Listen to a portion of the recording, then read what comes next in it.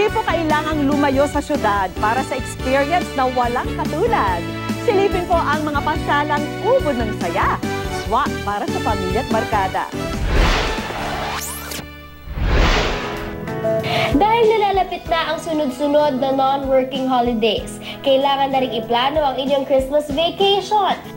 Umpisahan natin ang paglatag ng itinerary sa isang exciting activity kasama si Ate May Bautista.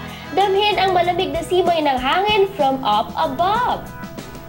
Kung dati ay tila impossible dream ang makalipad, aba ngayon, within reach mo na yan. Pero hindi ito sa pamamagitan ng ordinaryong eroplano. Para mamasyal sa ere, sa helicopter tayo sasakay. Ito ang once-in-a-lifetime offer ng isang kumpanya sa Pasay.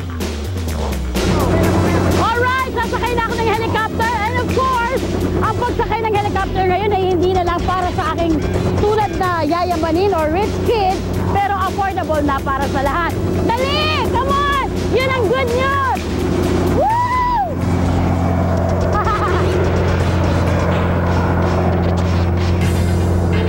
Yes, ito na! Woo! Exciting! Sir! Pilot namin.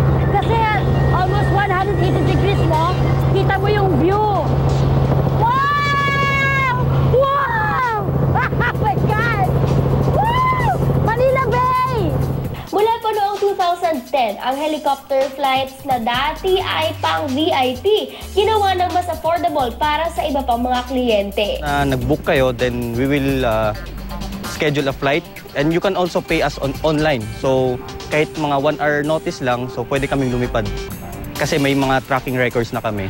Kakaibang tour ang mararanasan mo dito. Captain, how high are we? Okay, so sa ngayon nasa 500 feet na po kami. 500 feet pala, kaya pala kitang-kita mo na yung... Ayun o, halos matouch na namin or maabot na namin yung mga building. Pwede nang ma-enjoy ang sightseeing sa Metro Manila kahit pa hanggang Corregidor for 3,500 pesos per person kada 10 minuto. Bukod sa tour, available din ang chopper para sa iba't ibang mga activity, katulad ng isang romantic proposal at sa mga gusto ng mas sosyal at mabilis na pagko-commute. Okay, from Makati to Ortigas. Nasa Ortigas na kami ngayon, siguro less than 1 minute. Basta't may helipad daw ang destination, pwedeng rentahan ang chopper. Ano man ang rason mo sa pagsakay, one thing is for sure, walang tatalo sa ride na may makapigil hiningang view. Yay! We did it! In the air! Woohoo! 15 minutes kami nasa ere. Grabe! Parang nilapit-lapit mo sa nature. Sobrang exciting! Woohoo! Let's do it again! Come on! Yay! Bye-bye! Matapos lumipad, kailangan namang mag-refuel sa isang bonggang buffet. This time, makakasalo natin ang our very own good news host na si Ate Love Anyover. Ano man ang inyong trip na cuisine, Pinoy man o mapabanyaga, ang lahat ng yan matatagpuan sa Eat All You Can buffet na aming pinuntahan sa Pasay. Humigit kumulang 350 international dishes lang naman ang laman ng kanilang menu. Fantastic! May Chinese, Japanese, Wow! Merry Christmas! Do you like that? Merry Christmas! Parang Pasko lang. Ang saya malamang ganun, no? Kasi na-itsura pag merong apoy, huwag ka lang lalapit kasi masama yan. Baka masunog ka. May fish, may pork, may beef, may seafood. Oh, may gulay pa. Kumpleto na. Hindi mo na po. Ito na. Indian. Ito tayo. Ito muna daw. Long grain. Dito na lang yata ako makakakain. What else?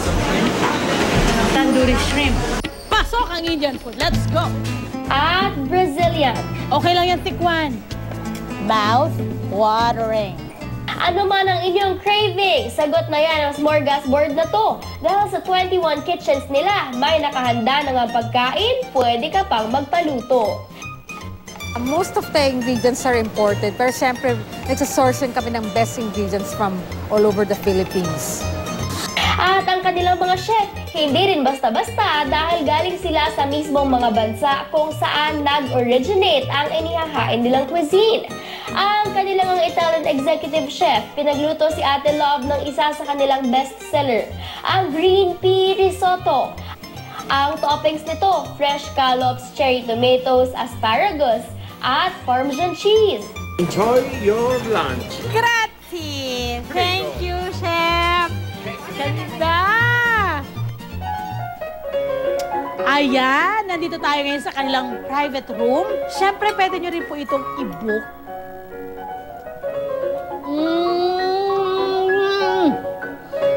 Mabeng rap!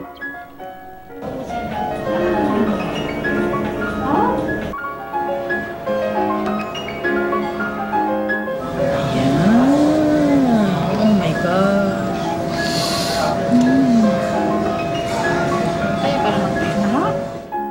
Para sa viewer o private room na ito, minimum consumable fee of 19,000 pesos ang kailangang bayaran.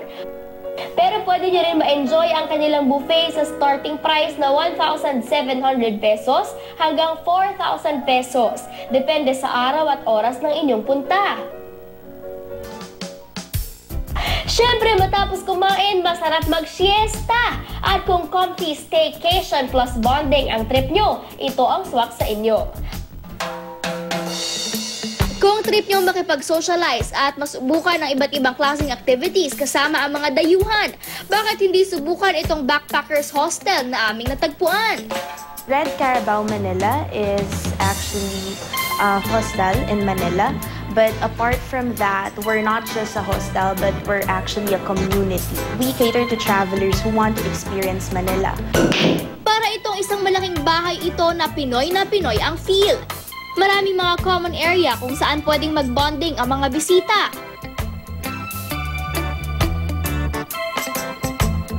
Bumibida ang kanilang dormitory type rooms kung saan hanggang 4 na tao ang pwedeng magstay. Merong female dorm at meron ding mixed kung saan pwedeng magsama ang babae at lalaki. Dito maaari mo makasama ang mga hindi mo kakilala o mga bagong kaibigan.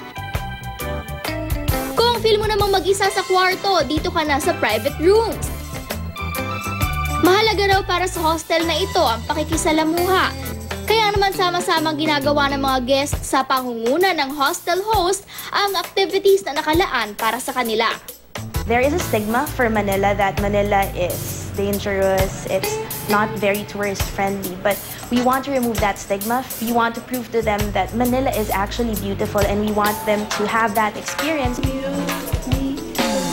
Isa nga raw sa paboritong activity ng kanilang mga bisita ay ang pagluluto ng Pinoy food. Mula sa pamamalengke hanggang sa paghahanda ng mga pagkain, tulong-tulong ang mga guest. Masarap!